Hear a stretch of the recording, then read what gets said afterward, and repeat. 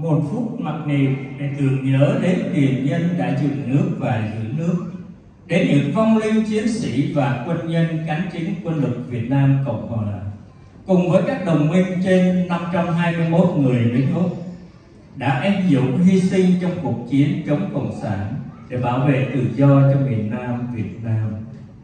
Một phút mặc niệm để tưởng nhớ đến đồng bào đã bỏ mình trên đường vượt biển vượt biên đi tìm tự do, chạy thoát chế độ Cộng sản. Một phút mặc niệm để đặc biệt tưởng nhớ đến những nạn nhân của chế độ Cộng sản đã bị thảm sát khi Cộng sản cưỡng chiếm miền Nam vào năm 1975. Một phút mặc niệm để tưởng nhớ đến hơn 20.000 nạn nhân đã chết sau trận động đất kinh hoàng ở biên giới Thổ Nhĩ Kỳ và Syria sáng ngày 6 tháng 2. I invite everyone to observe a minute of silence to commemorate those servicemen and women who gave their lives to protect freedom and democracy for Vietnam. A minute of silence to commemorate 521 Australian soldiers and allies who courageously gave their lives in fighting against communism. A minute of silence to commemorate over 500,000 Vietnamese who were killed in the deep jungle or in the open seas during the horrific journeys escaping from the notorious communist Beijing. A minute of silence to pray for the victims of the catastrophic earthquakes that struck Turkey and Syria. We pray for thousands of people who have died and many thousand more are injured or missing. A minute of silence commence. Một phút mặc niệm bắt đầu.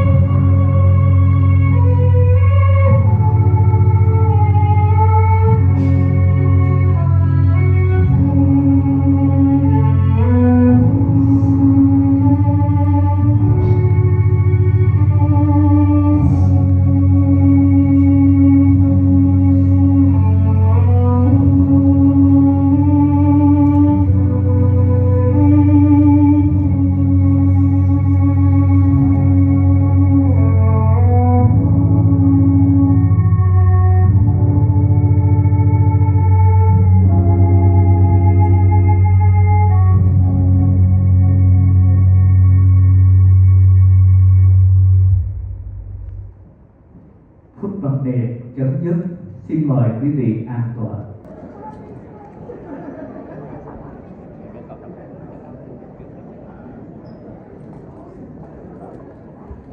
Nghi thức dân hương không thể thiếu trong ngày lễ Tết âm lịch đầu năm. Đó là nghi thức tưởng nhớ đến ông bà tổ tiên dân tộc. Mời ông bà về dự Tết cùng với con cháu, cầu xin ông bà tổ tiên phù trì cho gia đình trong năm mới. Và không quên cầu xin ông bà cho chúng ta luôn kiên trì trong bước đường đấu tranh giải thể chế độ độc tài Cộng sản Việt Nam để quê hương Việt Nam được tự do và dân chủ. The incense ceremony is a sign of respect to invite our ancestors to join in the death celebration with us. We ask them to bless us in the new year. This is an occasion to connect the living with the dead, to bring family members from extended generation under one roof, together with our ancestors. We pray for prosperity, peace and happiness.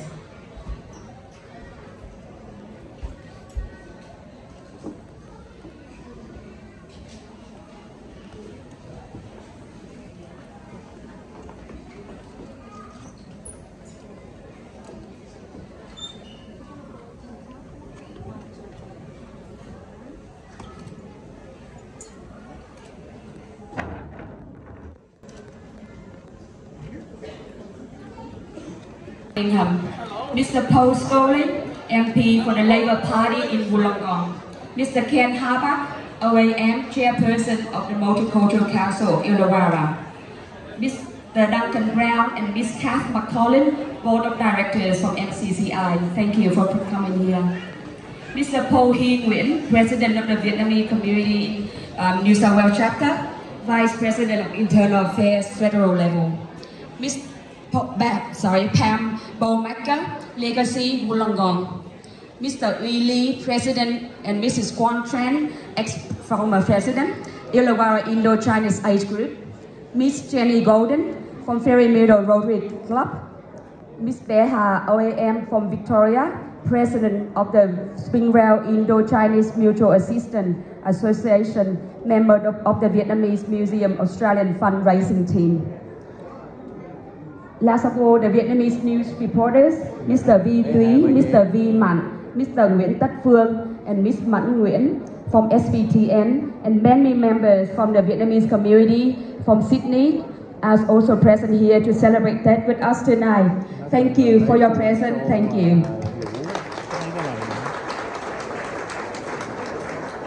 Of Wollongong, Gordon Bradbury, Alison Boy, members of Kim Jung Hung, Paul Scully, member for the Labour Party in Wollongong, Mr. Ken Hubbard, Chairman of MCCI, Mr. Ian Birch, President of the Illawarra Vietnam Veteran, Mr. Paul Nguyen, President of the VCA New South Wales Chapter and Vice President of Internal Affairs Federal Level. Distinguished guests, ladies and gentlemen, firstly, I would like to acknowledge the traditional owner of the land on which we gather here and pay my respect to their past and present elders. Welcome to the Vietnamese New Year Festival of Earth. After 2 years of lockdown, it is so wonderful to bring the festival back again, face-to-face meeting like this. So wonderful. And during the COVID crisis, although we were facing many challenges, our community has shown resilience, courage, and compassion to other communities in and outside the region. During 2022, we raised more than 16,000 for the flood appeal in Queensland and New South Wales, and more than 26,000 for the Ukraine crisis. We will continue making positive contributions to Australia and to this beautiful city of Wollongong that we now call home. We will continue promoting cultural diversity and living in harmony. This year also marks the 50th anniversary of the Australia Live in Vietnam. We will remember and honor all those who served in Vietnam. And we'd like to thank Mr. Ian Birch, President of the Vietnam Veteran Illawarra Sub-Brand, for his ongoing friendship and support. To Mr. Paul Scully for approving the grant of 17,000 for the new paver to the Vietnam War Memorial. So we don't have to work in the mud again next and that, hopefully. So we thank you, Paul and Ian, for your support. And for tonight's event, I'd like to thank everyone who has given their time freely to contribute to the Lunar New Year for the celebration tonight. And we thank our guests from near and far, Mr. Paul Nguyen and members of the VCA New South Wales Chapter, Ms. Beha from Victoria, and everyone for making yourself available to be here with us tonight. Once again, thank you very much from the bottom of our heart. I just want to say a few words in Vietnamese. Kính thưa quý quan khách, toàn thể quý đồng hương, trước thềm năm mới thay mặt cho Ban chấp hành Cộng đồng Người Việt Tự do tại Wollongong, chúng tôi xin gửi lời chào mừng đến tất cả quý đồng hương xa gần đến tham dự Tết Cộng đồng năm nay. Xin kính chúc tất cả quý quan khách, quý đồng hương một năm mới an khang, hạnh phúc và thành đạt. Cho dù chúng ta sống xa quê hương bao nhiêu năm nữa, chúng ta vẫn cố gắng bảo tồn văn hóa, nuôi dạy và khuyến khích con cái chúng ta đừng bao giờ quên tiếng Việt, đừng bao giờ quên cội nguồn. Tiếng Việt còn thì đất nước Việt Nam chúng ta sẽ có cơ hội tồn tại. Chim có tổ, suối có nguồn. Mặc dù chúng ta đang sống trong một đất nước tự do Úc này, chúng ta không quên tiếp tục đấu tranh cho quê hương Việt Nam, mau thoát khỏi chế độ cộng sản độc tài, được thực sự tự do và dân chủ. Cũng nhân dịp đầu năm mới này, Ban chấp hành chúng tôi xin được chân thành tri ân đến tất cả các thành viên trong cộng đồng, các thiện nguyện viên, hội cao niên, hội trung niên, phụ huynh và các em học sinh đã giúp cho chúng tôi hoàn thành mọi công tác được đề ra trong năm một cách tốt đẹp. Đặc biệt công tác cứu trợ lũ lụt quyên góp trên 16.000 và cho người tị nạn Ukraine trên 26.000.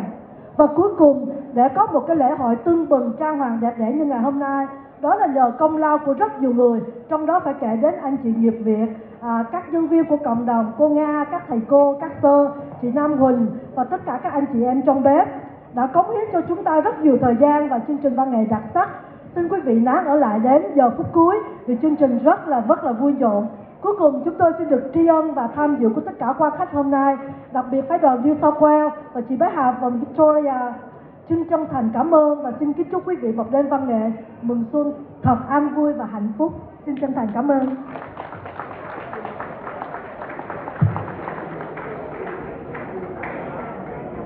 To join you to celebrate New Year. One of the advantages of having a multicultural community such as ours is that we've had the Chinese New Year, the Vietnamese New Year, and the Western New Year, and what a great excuse for a good time. If keep this up, we'll be going to the beginning of the next New Year. But anyway, everyone, it's very important that I too share in acknowledging the traditional custodians of the land on which we gather, pay respect to the Aboriginal elders past, present and those who are emerging.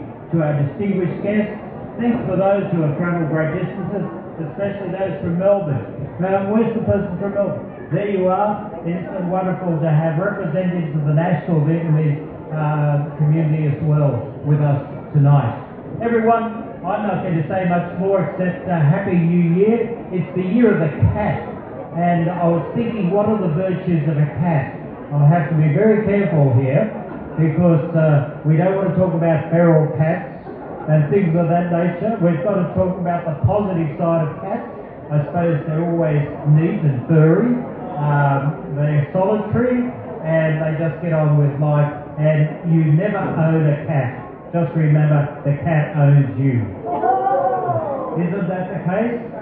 Anyway, everyone, I don't know what the virtues are of cats, but you can think this, put your creative juices together and think this thing through. But anyway, as far as I'm concerned, just have a Happy New Year! Thank you!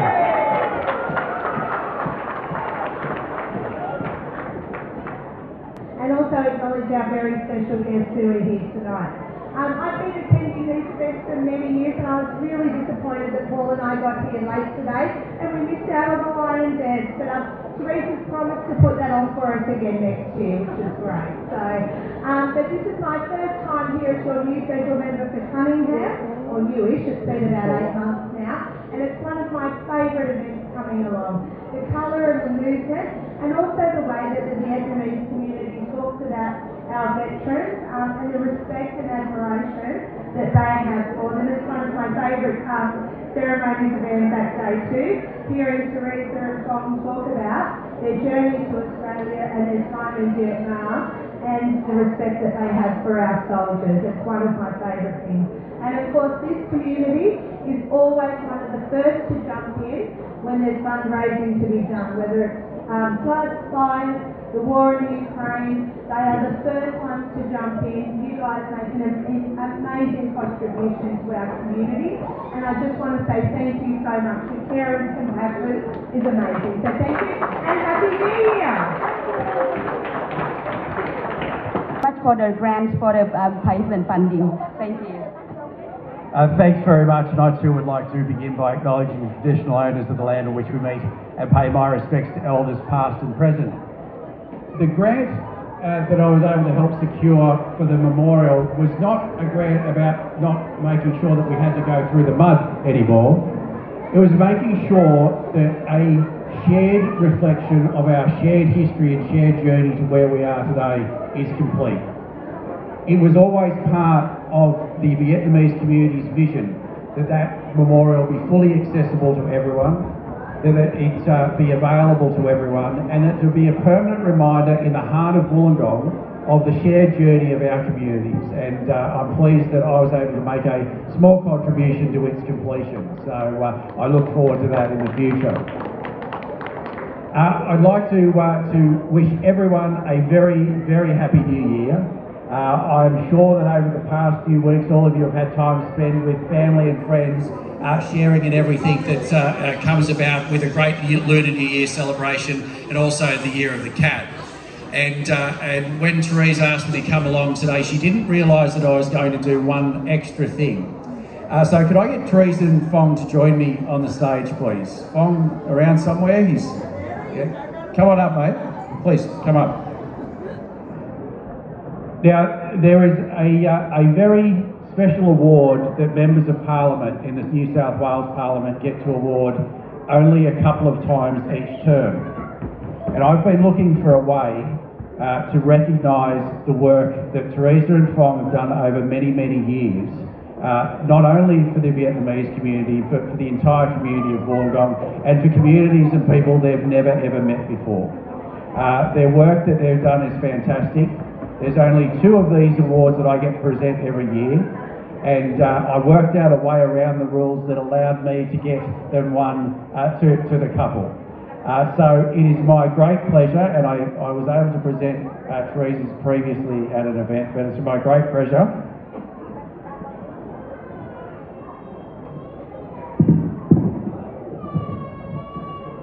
take it over there and hopefully won't drop it. It's my great pleasure to recognise Teresa and Fong with a Premier's Special Award for the work that they've done over so many years. And if you can please join me in acknowledging their efforts, their support and their ongoing support for the community.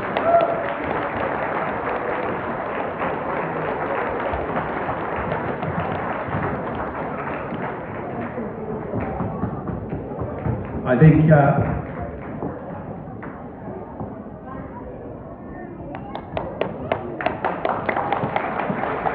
think that should make a good new year for you guys.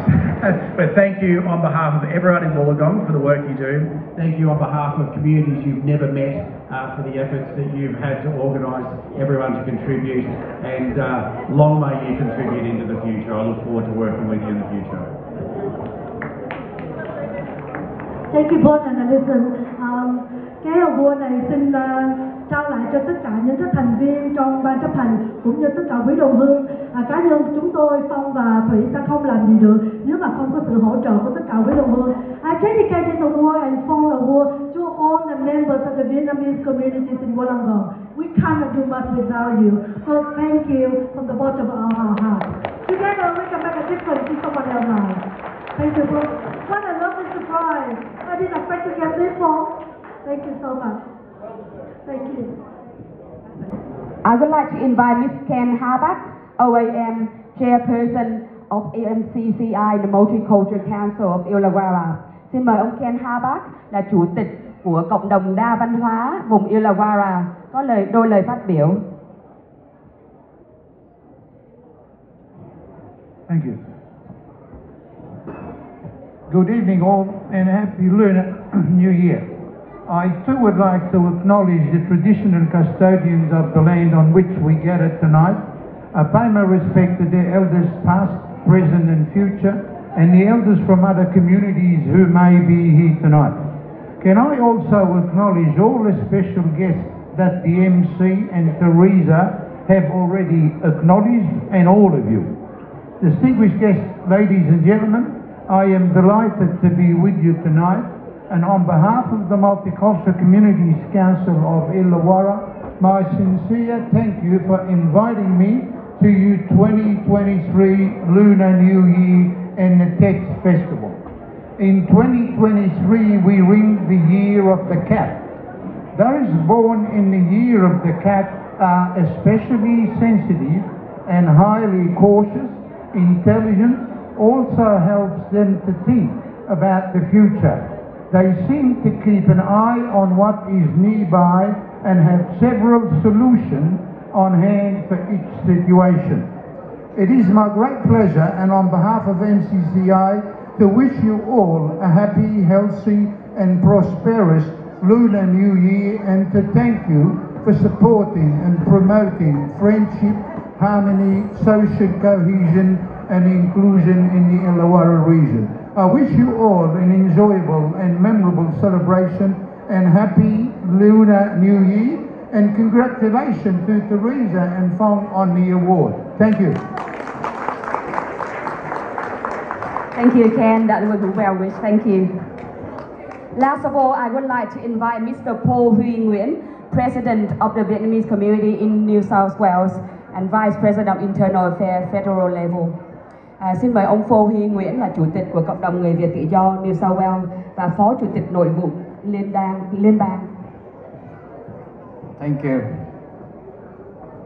First of all, I too like to join other speakers to acknowledge the traditional owners of this land in which we gather and pay respect to past, present, and emerging. Congratulations, Teresa, wonderful. Distinguished guest Paul Scully, Alison Byrne, Ken Habeck, the Mayor of Wollongong. Wonderful to be here. It's so honored. I'm very warm to be here to be part of the VCA team. Ladies and gentlemen, when Teresa called me, I said to her, I would not miss it in a word. In fact, I bring the whole truckload out of people come from Sydney. It's honor to be here, and it's the work that Teresa have done for the last 3 decades.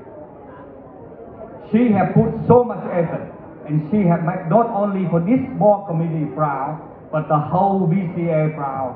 Thank you, Teresa.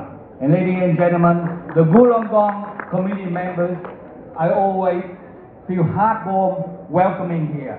I love the Lion Dance, and this small community, even though one of the smallest community in Australia, but it's the strongest and highly community spirit in Australia, and I'm always proud of this.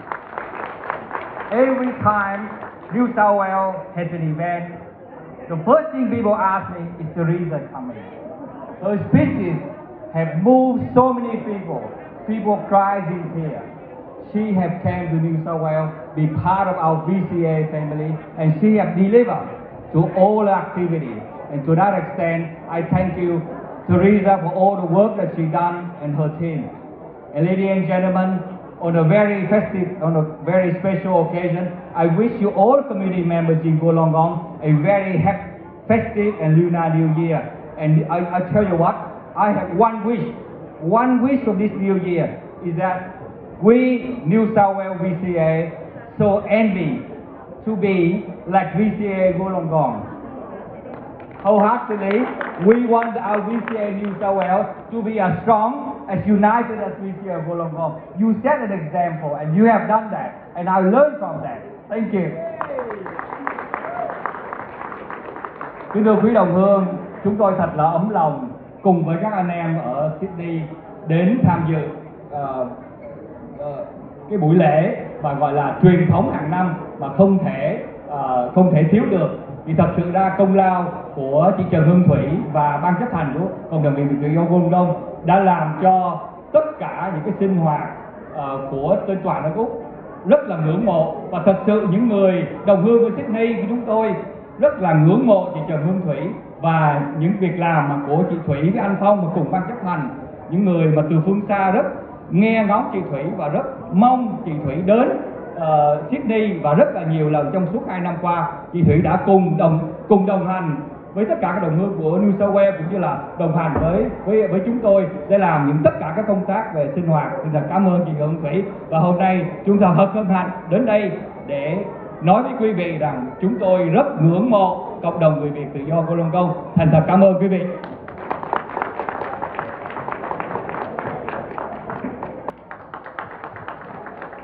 Thưa quý vị, mỗi năm chúng ta đều có chương trình phát giải cho các em thi high school. Nhưng vì hôm nay chương trình này không có, vì các em học sinh xuất sắc của cộng đồng có số điểm thi từ 85 trở lên đã không có mặt ở đây, vì 2 em đạt số điểm 99.75 và 89 đã cùng gia đình đi chơi nên không có mặt. I would like to acknowledge the HSC Excellent Awards go to 2 HSC students from our community. Miss Thảo Linh Pelly Nghiêm Xuân scored 99.75. That's an amazing achievement, near perfect. And Miss J Đỗ 89.80. Well done, Jay. Both are apologies today. They are on overseas holidays with family. We congratulate our students and their families on the excellent HSC achievement. Kính chào quý quan khách, quý đồng hương Wollongong. Thưa quý vị, lễ Tết rất là quan trọng đối với hầu hết các cộng đồng châu Á. Vì Tết, theo phong tục Việt Nam, là thời điểm giao hòa giữa năm cũ và năm mới, thể hiện sự gắn kết trong cộng đồng, gia tộc và gia đình. Đó là giá trị tâm linh, cũng là giá trị sâu sắc của người Việt, trở thành truyền thống tốt đẹp. Bên cạnh đó, còn được coi là ngày mới để mọi người trong gia đình, bạn bè chúc những điều may mắn đến nhau. Hy vọng vào một năm mới an lành, sung túc và thuận lợi trong cả năm. Với những điều tốt đẹp đó, hàng năm cộng đồng người Việt tự do Wollongong đều tổ chức đêm văn nghệ họp mặt mừng xuân. Và để mở đầu cho chương trình văn nghệ năm nay mừng xuân Quý Mão, các cháu trường Việt ngữ sẽ gửi đến quý vị vũ điệu vui tươi, nhộn nhịp qua nhạc phẩm Tết ơi là Tết do cô Diễm hướng dẫn, thay lời chúc Tết của các cháu đến quý vị. For the opening performance of Tết ơi là Tết.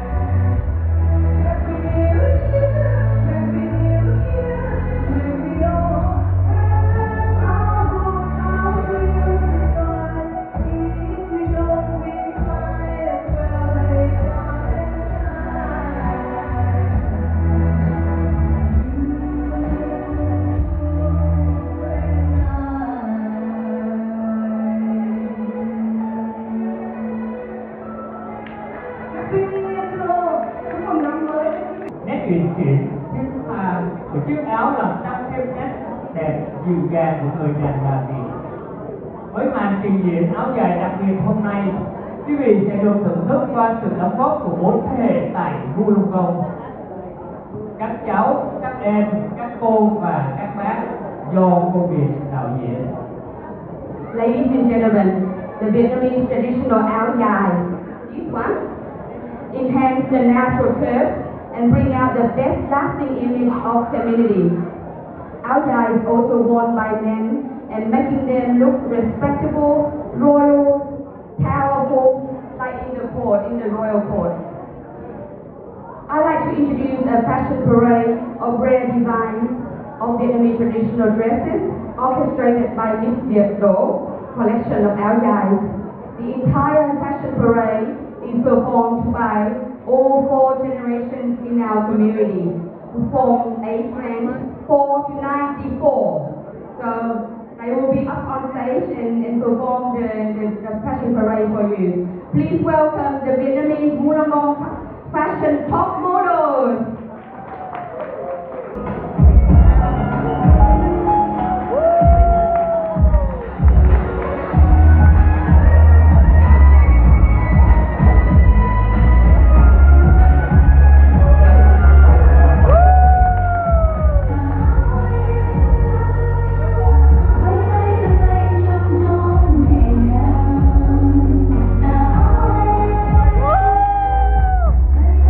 Hãy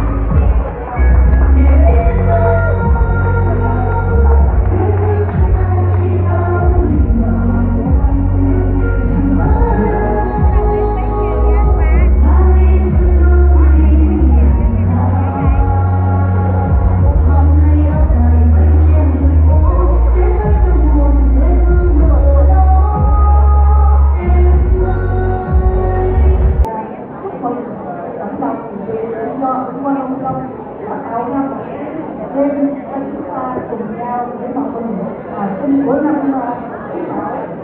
Chúng tôi có việc của đại diện cho ban dây quỹ của Viện Bảo tàng Victoria được báo cáo cho quý vị là trong chương trình xây dựng Viện Bảo tàng, chúng tôi hy vọng là đến năm 2025 sẽ mở cửa, và chương trình này bao gồm kể cả mua đất và xây dựng tất cả sẽ tổng phí là 18 triệu, và chúng tôi đã được tài trợ từ chính phủ Victoria 6 triệu đến 70 năm, và từ Federal Government 9 triệu và 7, và chúng tôi riêng cho em cái thước phim mà cuốn bác áo dài đó. 1 triệu 55. Kính thưa tất cả quý vị, chúng tôi được nhận sự hỗ trợ từ cái cộng đồng của Wollongong đã luôn luôn tiếp tục, và cộng đồng của Wollongong cũng là một thành viên của Viện Bảo tàng. Kính thưa quý vị, chúng tôi hy vọng là chúng ta có được một cái Viện Bảo tàng để lại cho con cháu thế hệ mai sau biết nguồn gốc của cha mẹ và từ đâu đến, và kể lại cho tất cả các bạn Úc của chúng ta biết cái cuộc hành trình gian nan khi chúng ta đến đây để tìm tự do. Chúng ta đã được tất cả người dân Úc và chính phủ Úc gian lập đồng tay đón nhận chúng ta phải làm một cái gì đó để trả lại cái tâm của những khúc như vậy. Và kính thưa quý vị, xin gọi tất cả quý vị trên đường vượt biên, nếu quý vị còn một cái duy nhất còn tất cả những gì quý vị có thể đem ra được, xin quý vị vui lòng gửi đến để cho chúng tôi để vào Viện Bảo tàng. Và xin thưa quý vị, nếu quý vị muốn chia sẻ với tất cả mọi người về cái cuộc vượt biên của quý vị cũng như là cái Viện Bảo tàng, để chúng tôi phỏng vấn và đem vào Viện Bảo tàng để cho thấy mọi người biết. Nhân cơ hội này xin thành thật kính chúc tất cả và toàn thể quý vị một năm mới thật nhiều sức khỏe, nhiều hạnh phúc và luôn luôn được mọi điều như ý. Kính chúc quý vị một đêm thật vui với đại gia đình của cộng đồng người Việt do Wollongong. Kính chào tất cả quý vị. Và để tiếp tục chương trình, sau đây là một điệu nhảy hip hop được trình bày qua các em Johnny, Andrew and Uriah.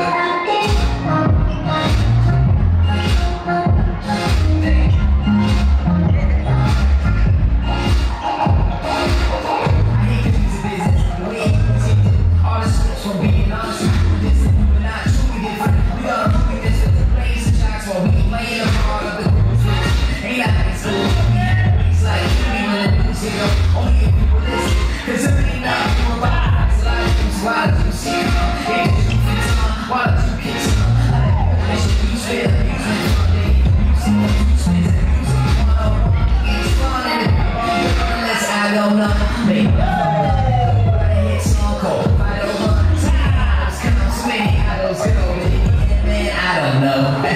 Yeah.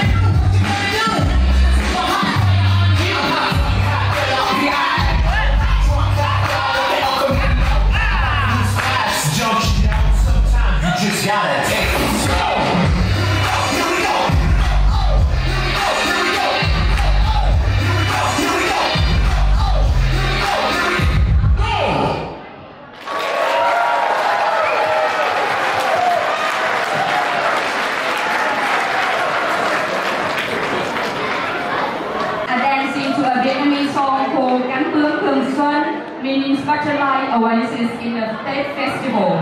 This dance is choreographed by Sister Anna, who is working as a Vietnamese language teacher, an aged care coordinator, and serving the parishioners of both Wollongong and Berkeley Catholic Church. This song is Cánh Bướm Hương Xuân, original French song. Thank you.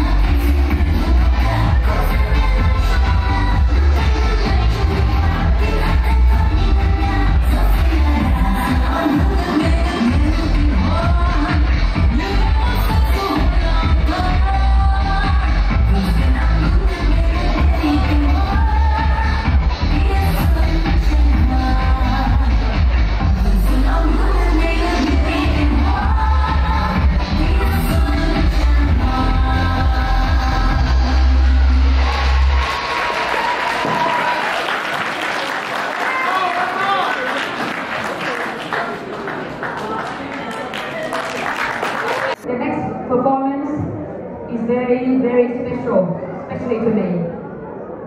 Bonjour Vietnam is a French song composed by Levon and co-written by Levon and Viet in 2006, sang by Miss Quỳnh Anh Phạm, a Belgian of Vietnamese descent. It's very popular. The songwriter said that he was touched by the innocent charm of the longing of a small girl who had never seen her homeland. Due to its popularity, in 2008, Bonjour Vietnam was translated into English called Hello Vietnam.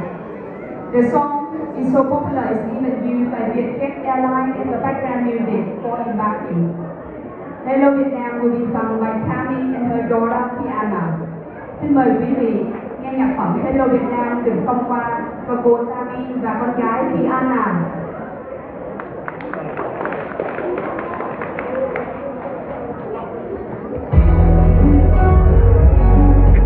cho kênh Ghiền Mì Gõ để không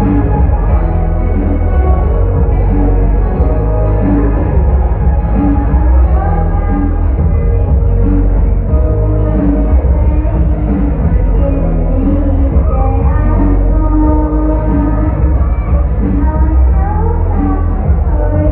lỡ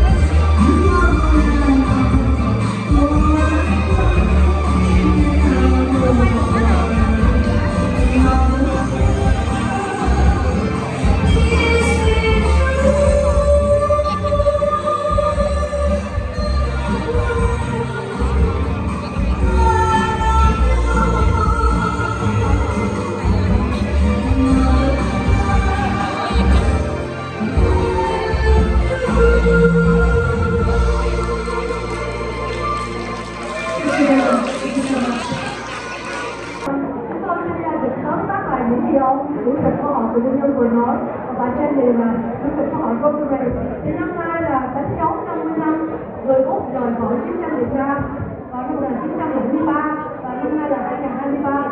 Để đánh dấu 50 năm Úc rời khỏi Việt Nam thì hội Rotary của Wollongong sẽ tổ chức một buổi gây quỹ để chúc Tết và vinh danh những người cựu chiến binh Úc tham chiến tại Việt Nam. Thứ hai nữa là cái tiền mà quay quỹ được họ sẽ mua những cái dụng cụ y tế để mà giúp cho những cái nước nghèo khổ, để cái nước đó để chữa bệnh các em và các gia đình ở nước nghèo khổ. Thì họ muốn kêu gọi cái sự đóng góp của cộng đồng chúng ta.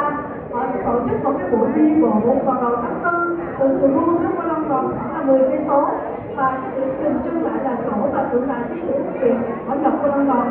Thì họ muốn kêu gọi cái sự đóng góp của cộng đồng chúng ta. Và một lần nữa chúng tôi rất là cảm ơn ông Ian là một người rất là một người bạn luôn luôn sát cánh với cộng đồng chúng ta. Có thể nói là tượng đài chiến tranh quốc viện sẽ không có hình thành nếu mà không có sự hỗ trợ của ông Ian này. We wouldn't have the Vietnam War Memorial in Macau without your help. So thank you so much, Ian. We will contribute whatever we can, however we can, as much as we can for the cause of honoring the Vietnam veterans and for your Rotary in Wollongong. Please, you can count on us. Thank you. Và xin cảm ơn quý đồng nghiệp. Xin lúc take on the picture, by the way.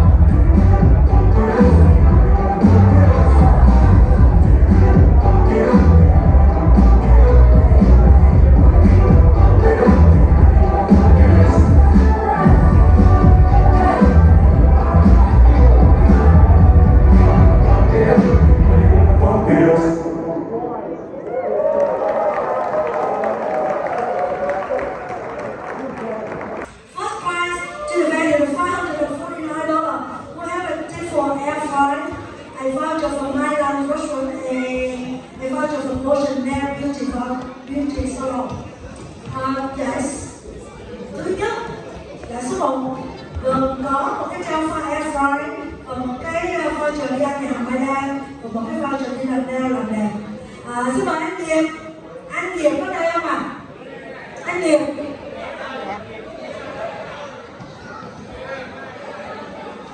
Anh Diệp có đây không ạ? Không có anh Diệp thì chị Diệp. Anh Diệp, Diệp ra lên anh Diệp ơi.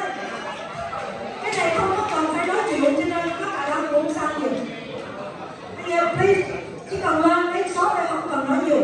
Anh Diệp là người đến đây từ sáng sớm phụ cho những cái màn này. Mr. DP came here early in the morning to set up the whole with the stand and everything with the skill man we have every year. So by the way, he is the husband of this beautiful lady here. Good luck, anh Diệp. You don't need to talk, don't worry. Con nói số đi.